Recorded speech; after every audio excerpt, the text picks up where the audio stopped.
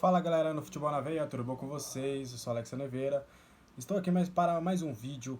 Acabou de acabar São Paulo e Guarani, né? Tinha toda aquela expectativa do São Paulo entregar ou não a partida para que o seu rival Corinthians se classificasse ou não.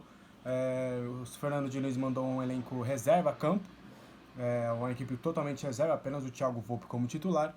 E o São Paulo venceu e convenceu por 3-1, vencendo o Guarani na Vila Belmiro. Enquanto isso, o Corinthians venceu o Oeste por 2-0 e também se classificou para a próxima fase.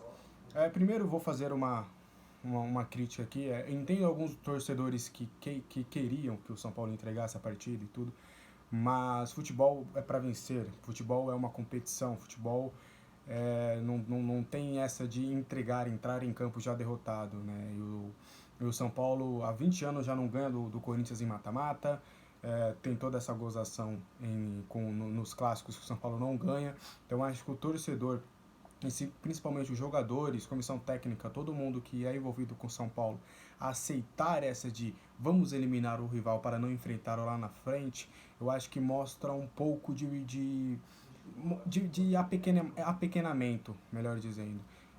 Então acho que foi correta a atitude do Fernando Diniz e dos jogadores de entrarem para vencer a partida. Se for para eliminar o Corinthians, que seja eliminando na bola, no campo, vencendo e convencendo que assim, caso o São Paulo conquiste o título paulista eliminando o Corinthians em alguma fase, seja na semifinal ou na final, vai ter um gosto mais do que especial para o torcedor que há tanto tempo não consegue comemorar um título. Tá certo? Pois bem, agora falando um pouquinho do jogo. Nos primeiros 10 minutos o Guarani começou pressionando bastante a saída de bola do São Paulo. O São Paulo teve alguns problemas ali nas transições, ali que o Fernando Diniz gosta bastante de começar a sair jogando com o goleiro e com os zagueiros. O São Paulo teve algumas dificuldades, o Guarani roubou algumas bolas ali, mas não levou tanto perigo assim. Depois o São Paulo começou a encaixar alguns bons contra-ataques. Interessante é a mudança de postura que esse time teve comparado ao Bragantino. Né? Foi uma postura um pouco mais de estar numa linha atrás do que normalmente está. Né? O São Paulo gosta de pressionar o adversário lá na frente, sempre manter a posse de bola lá no ataque. E dessa vez foi uma posse de bola um pouco mais concentrada na defesa e no meio campo, buscando mais os contra-ataques, buscando a velocidade dos jogadores rápidos lá na frente. Então foi interessante saber essa cartela de opções que o Diniz tem na formatação tática da equipe. Ele não fugiu da sua linha de trabalho, só antecipou um pouco as linhas, e foi interessante o comportamento do time reserva com essas condições. Depois o São Paulo no contra-ataque abriu o placar, né, num belíssimo contra-ataque, numa aula de contra-ataque. Né, o Brenner brigou bastante ali no começo da jogada, lançou para o Elinho tocou para o Hernanes não chutou, o goleiro defendeu, no rebote o Everton abriu o placar. Depois o São Paulo acabou sofrendo um empate no segundo tempo.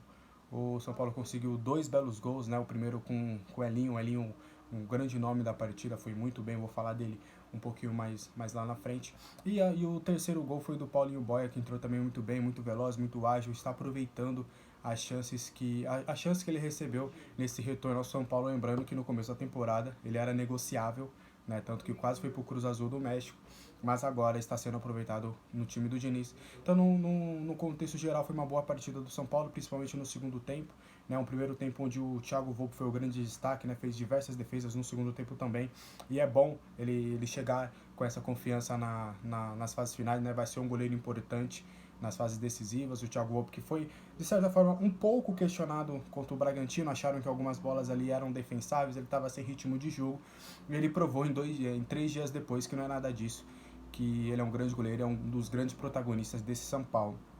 Falar agora também dos laterais, Igor Vinícius e Léo foram muito bem, na minha opinião. Acho que foram boas opções, tanto defensivas quanto ofensivas.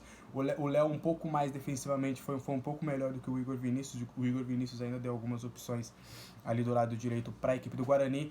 Uma dupla de zaga onde Diego Costa foi um grande destaque. Acho que ele já merece ser meio que o terceiro zagueiro ali do Fernando Diniz. Acho que o primeiro zagueiro, além dos titulares, né? Qualquer coisa, se Bruno Alves e Arboleda não estiverem disponíveis, o Diego Costa ser a primeira opção. O Anderson Martins, um primeiro tempo muito ruim, muito mal, errando muitos botes, errando saída de bola. Realmente não foi uma boa partida do Anderson Martins, ele que já é cotado para sair do São Paulo, né? Então acho que não foi uma partida muito legal. No segundo tempo, como um todo, o São Paulo teve uma solidez um pouco mais defensiva e o Anderson Martins não comprometeu tanto. No meio campo, o Luan muito bem, tanto defensivamente como ofensivamente, acho que pode ser uma opção interessante para o elenco titular do Diniz em alguns momentos, colocar o Luan ali para segurar um pouco mais o jogo, entrar um pouco mais resguardado na defesa, acho que é interessante ter o Luan. Lizier e Hernanes não foram mal, mas também não foram tão protagonistas, não apareceram tanto pro jogo. Acertaram alguns passes, erraram outras coisas, mas o Hernanes por conta da parte física e o Liseiro por conta das lesões foi importante os dois terem esse ritmo de jogo e não saírem lesionados, não saírem mal. Então foi interessante, foi uma boa oportunidade que o Diniz deu para esses dois jogadores. No ataque, acho que o grande destaque da partida, tirando o Volpe, o Elinho, né? O Elinho que não jogou tão aberto, foi interessante a movimentação que ele teve no jogo, jogando bem solto ali, flutuando no meio campo, ora indo para o lado direito, ora indo para o lado esquerdo, parecido com a função que o Igor Gomes tem na equipe titular, um pouco mais de liberdade, gostei dessa função, aproveita muito as características que o Elinho tem, né? O Elinho não é um jogador tão veloz assim, apesar de ter a sua velocidade, mas ele tem muito o passe longo, muito interessante, os chutes de fora da área também, tanto que o gol dele, ele pega, corta para a esquerda e de rasteira faz o segundo gol do São Paulo, então acho que foi uma partida muito interessante pro Fernando Diniz e ele pode contar com o Elinho como uma opção ali no decorrer da partida ou até quem sabe entrar com o Elinho como titular.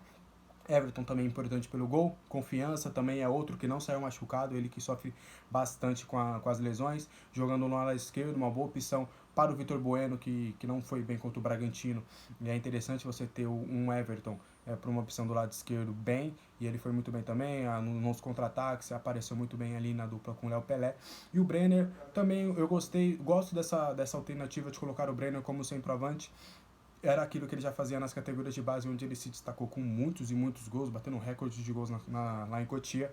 Achei interessante. No primeiro tempo achei ele um pouco mais recuado do que o normal, mas ele participou do primeiro gol e acho que foi uma partida interessante do Breno em termos de movimentação. Em termos de efetividade não foi tanto, ele não teve tantas finalizações, não participou ativamente dos lances, mas em termos de movimentação achei interessante a participação do Breno. Então acho que o Fernando Diniz, apesar do Corinthians ter se classificado, apesar do rival ter se classificado e os torcedores não gostarem tanto disso, eu acho que foi uma partida interessante para o Fernando Diniz testar opções, ter opções no seu elenco. Não é só aquele time titular, ele pode variar o sistema de jogo, pode variar ali os jogadores, ele tem boas opções ali no elenco. Ele pode variar Igor Vinícius com Juan Fran, quem sabe o Diego Costa pode intercalar aqui ali com o Arboleda, tem Liseiro, Hernanes, Luan ali que podem garimpar algum espaço no meio campo, você tem o Elinho ali aparecendo muito bem, o Paulinho Boia, então acho que foi além da vitória que foi importante, concretizou o primeiro lugar, o São Paulo vai enfrentar o Mirassol dentro do Morumbi, mas eu acho que para opções do Fernando Diniz nas próximas partidas foi muito interessante, prova que o São Paulo tem sim elenco e que o Fernando Diniz tem que usar todos os jogadores para o bem do São Paulo, tá certo? Esse foi mais um vídeo, se você gostou deixe seu like, se inscreva no canal, ative o sininho das notificações para ficar por dentro de tudo aqui no Futebol na Veia. Eu sou Alexandre Vieira, até o próximo vídeo, tchau!